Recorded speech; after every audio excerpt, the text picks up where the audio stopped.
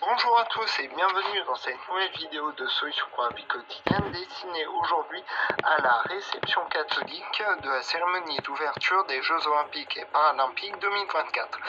Donc cette cérémonie a été globalement positive avec la mise en avant de valeurs positives comme le vivre ensemble, l'acceptation de l'autre, la tolérance et l'amitié entre les peuples. Tout cela, ce sont des valeurs positives et même pour un catholique, c'est bénéfique de les mettre en avant.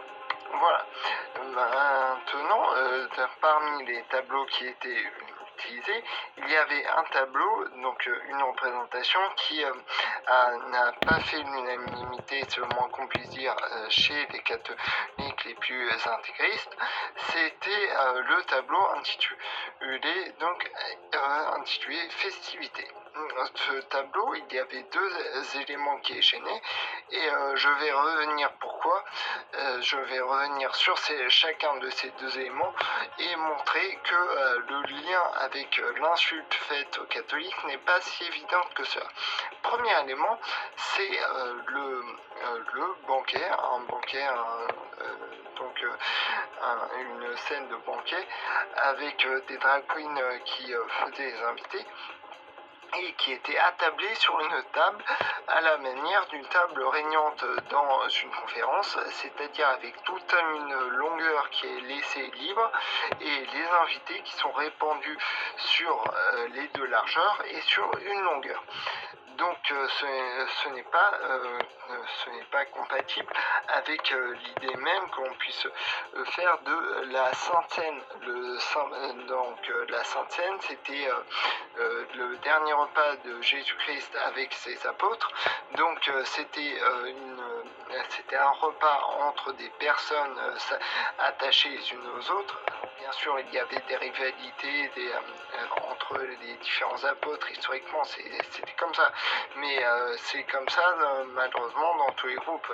Et malgré tout, il y avait tout de même un attachement en mutuel entre les apôtres. Donc, lorsqu'ils ont passé cette scène, ce n'était pas comme s'il y avait un auditoire en face d'eux. En fait, il s'agit plutôt d'une représentation que l'on pourrait trouver dans le tableau de la Sainte Seine de Léonard de Vinci.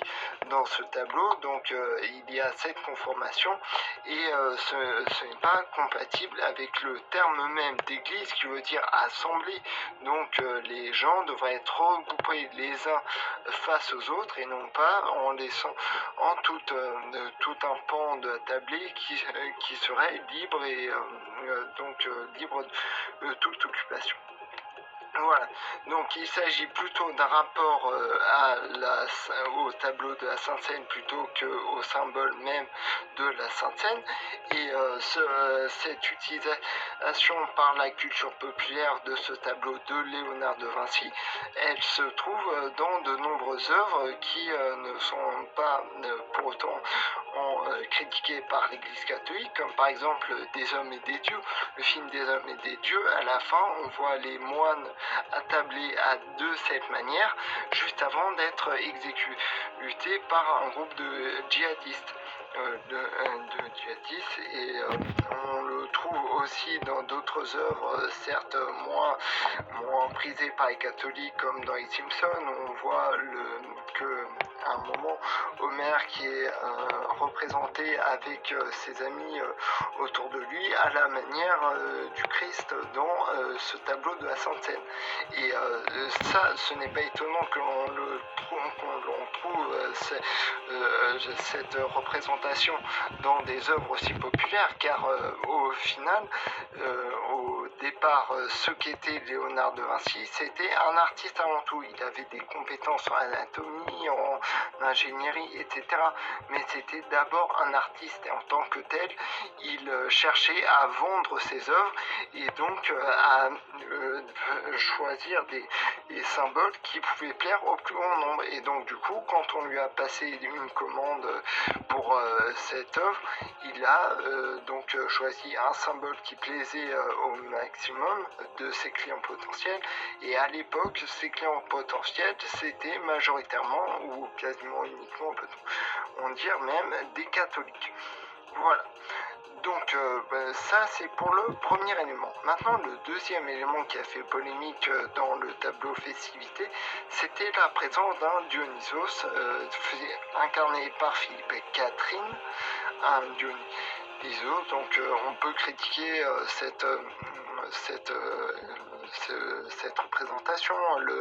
Moi personnellement, ce n'est pas de mon goût. Je ne trouve pas que c'était particulièrement beau, et je ne dis pas cela parce que Philippe Catherine n'aurait pas un physique aussi affriolant que certaines personnes. Moi, ça aurait pu être n'importe qui. J'aurais trouvé ça autant désagréable, non pas parce que ce n'est pas un physique qui me plaît, mais parce que c'est avant tout une représentation de nudité avec tout ce que cela véhicule. C'est une chose que je trouve désagréable et que je n'ai pas envie de trouver dans une œuvre, qu'elle soit peu importe sa nature. Voilà. Donc, est-ce qu'on pourrait trouver nécessairement une insulte au catholicisme dans la place de ce Dionysos nu? Eh bien, on ne sait pas. Déjà, Thomas Joly, dans le Nouvel Obs, a dit que ce n'était pas une insulte faite aux catholiques, qu'il s'est inspiré d'un autre tableau, Le Festin des dieux, pour justement ce tableau avec Philippe Catherine. Donc il s'est inspiré d'un autre tableau que la centaine représentée par Léonard de Vinci, et surtout du symbole religieux. Il faut bien faire la différence entre le symbole religieux et la représentation artistique. Mais en tout cas, Thomas Joly disait qu'il ne voulait faire ni référence à l'un ou à l'autre. Voilà. Il s'agissait donc d'une sorte de représentation qui, selon lui, pouvait plaire au plus grand nombre. Et si insulte il y avait, on pourrait dire qu'il y a autant une insulte aux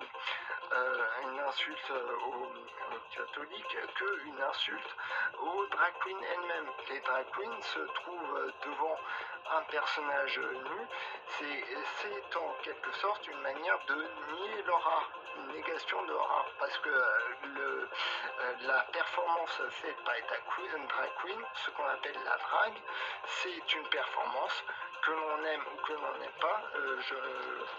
Moi, c'est la même chose, je n'aime pas énormément, mais pourtant il y a bien une performance tant en termes de représentation musicale, de représentation théâtrale, danse, etc. Et elles le font avec des tenues comme des talons aiguilles, et essayer de réaliser une danse avec des talons aiguilles, c'est très compliqué. Vous allez comprendre à quel point c'est une performance. Voilà, donc en plus, pour finir, la caractéristique principale du Dionysos tel que représenté par Philippe Catherine, c'était d'avoir la peau bleue. Et ça, ce n'est pas une caractéristique que l'on trouve dans la mythologie grecque, mais bien que l'on trouve dans la religion hindouiste. Les dieux ont la caractéristique principale d'avoir la peau bleue. C'est à ça qu'on les reconnaît. Et pourtant, on n'entend pas, ou peut-être pas encore, les hindouistes en train de s'ériger contre la représentation de Philippe Catherine en disant que c'est une insulte faite à la religion. Mais eux aussi, tout comme les drag queens ou les catholiques, pourraient dire c'est une insulte. Voilà, c'est ça, c'est la culture populaire. On prend différents éléments, que ça nous plaise ou non, et on en fait une sorte d'œuvre. Voilà, je ne sais, moi personnellement, encore une fois, je ne vais pas accréditer et cela, mais en tout cas, je ne peux pas en conclure que c'est une insulte faite directement au catholique. Merci, bonne journée, au revoir.